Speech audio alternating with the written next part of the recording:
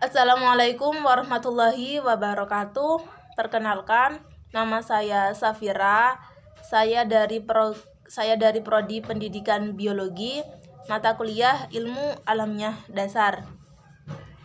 Di sini saya dan teman-teman saya akan mempresentasikan tugas mata kuliah Ilmu Alamiah Dasar, yaitu tentang materi teori evolusi biokimia.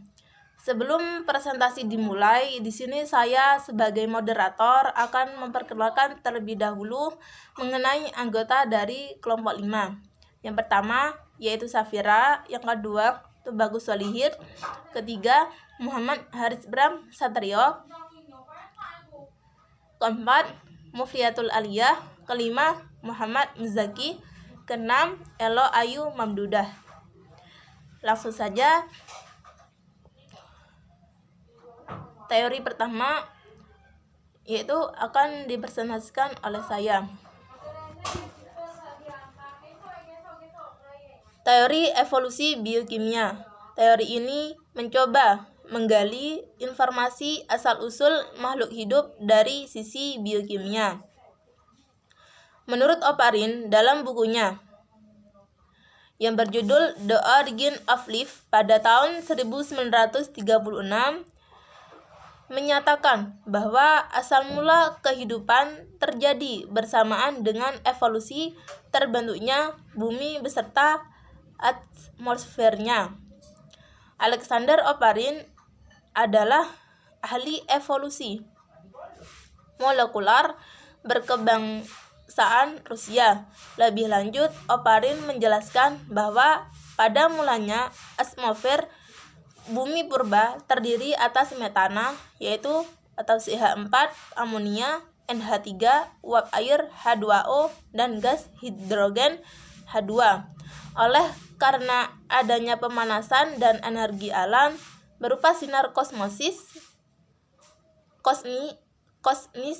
dan halilintar, gas-gas tersebut mengalami perubahan menjadi molekul organik sederhana, sejenis substansi asam amino.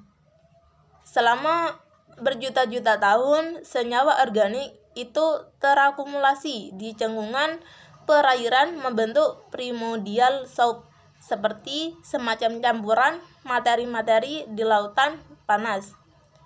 Tahap selanjutnya, primordial soup ini membentuk monomer. Monomer bergabung membentuk polimer.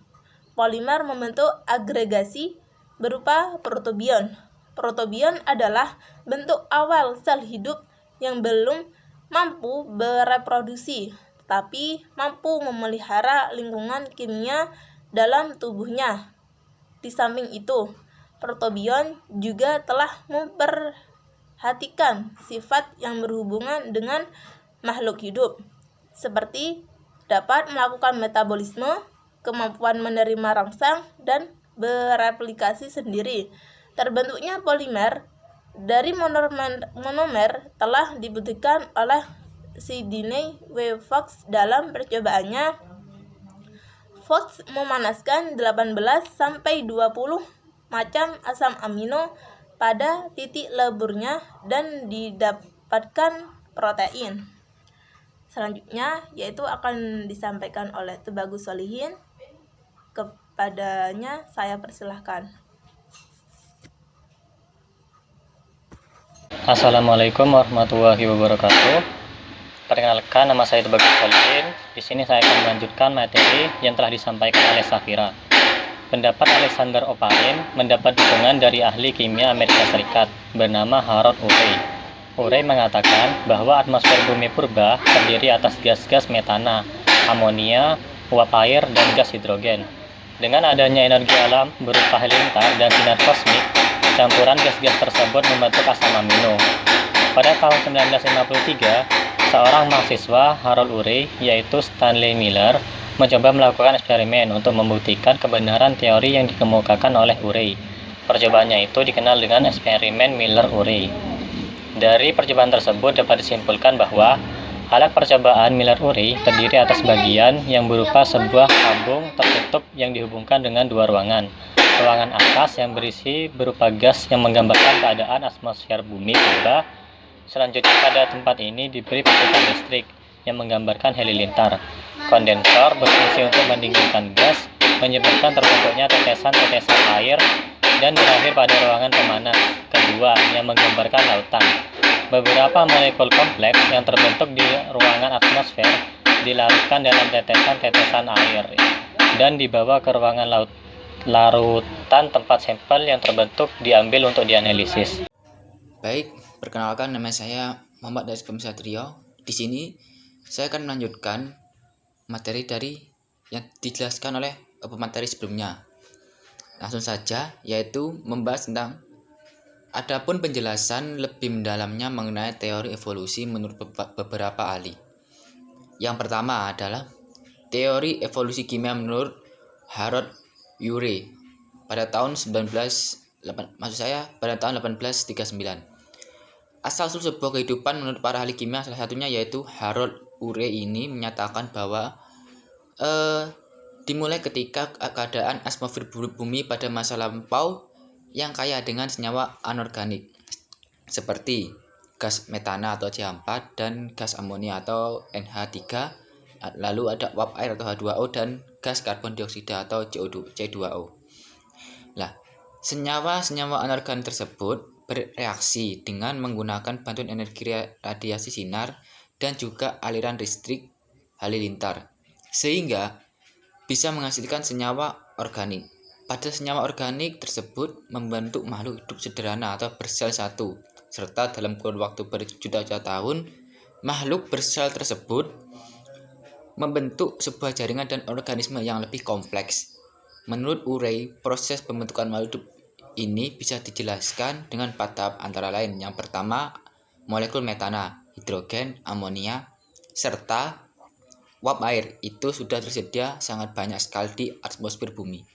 Lalu yang kedua, energi yang dihasilkan dan aliran listrik halilintar serta radiasi dan sinar kosmis mengakibatkan zat-zat bereaksi hingga membentuk sebuah molekul-molekul zat yang lebih besar lagi.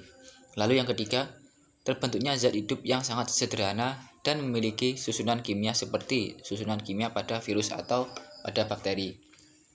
Dan yang terakhir yaitu zat hidup yang terbentuk dan juga berkembang dalam kurun waktu jutaan tahun dan menjadi organisme atau makhluk hidup yang jauh lebih kompleks. Mungkin itu saja yang bisa saya sampaikan. Selanjutnya saya teruskan kepada pemateri yang selanjutnya. Sekian. Materi selanjutnya yaitu tentang teori kimia menurut Stanley Miller. Miller adalah murid Harold Urey yang berhasil membuat model alat yang digunakan untuk membuktikan hipotesis Urey. Miller memasukkan uap air, metana, amonia, gas hidrogen, dan karbon dioksida ke dalam tabung percobaan. Tabung percobaan tersebut kemudian dipanasi untuk mengganti energi listrik halilintar ke dalam perangkat alat tersebut. Dilewatkan kelucutan listrik bertegangan tinggi sekitar 75.000 volt. Hal ini dimaksudkan untuk meniru kondisi permukaan bumi pada waktu terjadi pembentukan zat organik secara spontan. Dengan adanya energi listrik, terjadilah reaksi-reaksi yang membentuk zat baru, yaitu zat-zat yang membentuk didinginkan dan ditampung. Hasil reaksi kemudian dianalisis, ternyata di dalamnya terbentuk zat organik sederhana seperti asam amino, gula sederhana seperti ribosa dan adenin. Dengan demikian, Miller dapat membuktikan zat organik dapat terbentuk dari zat anorganik secara spontan. Miller menggunakan campuran gas yang diasumsikan terdapat di atmosfer bumi purba, yaitu amonia, metana, hidrogen, dan uap air dalam percobaannya. Oleh karena dalam kondisi alamiah gas-gas itu tidak mungkin bereaksi, Miller memberi stimulasi energi listrik tegangan tinggi sebagai pengganti energi alam, halilintar, dan sinar kosmis. Miller mendidihkan campuran tersebut pada suhu 100 derajat Celcius selama seminggu.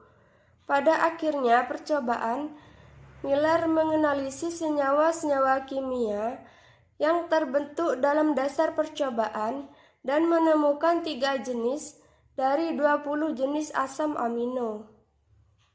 Para evolusionis menyatakan bahwa asam-asam amino kemudian bergabung dalam urutan yang tepat secara kebetulan untuk membentuk protein.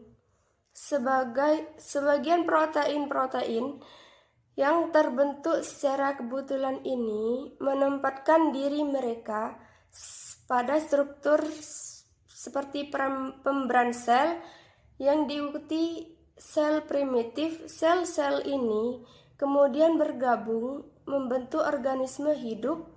Mereka menyebutnya sebagai evolusi biologi. Materi selanjutnya akan dilanjutkan oleh Muhammad Muzaki. Bismillahirrahmanirrahim. Assalamualaikum warahmatullahi wabarakatuh. Di sini saya akan menjelaskan tentang teori evolusi kimia menurut Alexander Ivanovich Oparin.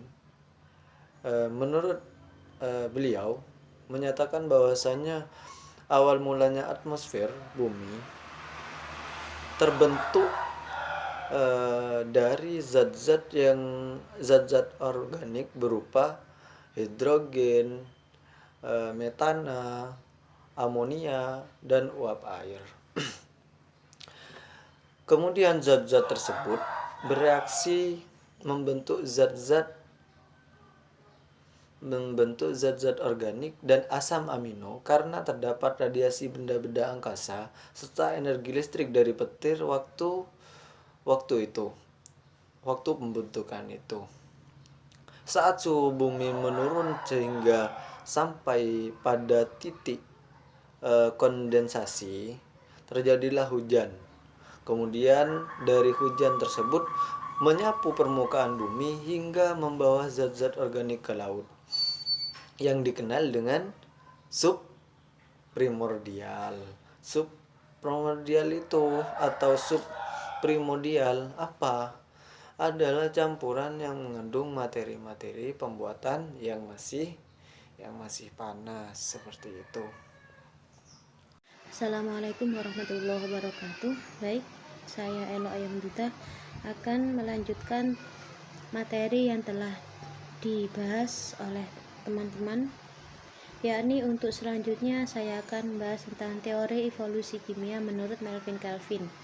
Dalam hal ini, dia memperlihatkan bahwa radiasi sinar itu dapat mengubah hidrogen, amonia, metana, serta air menjadi sebuah molekul-molekul asam amino, gula, dan pirimidin, yang mana purin dan pirimidin merupakan sebuah dasar dalam pembentukan RNA, DNA, ADP, dan ATP.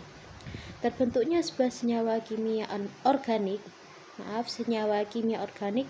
organik sederhana dari zat-zat anorganik dengan bantuan dari energi alam seperti H2O, H2, NH3, dan CH4 menjadi urea, asam asetat, dan formaldehid.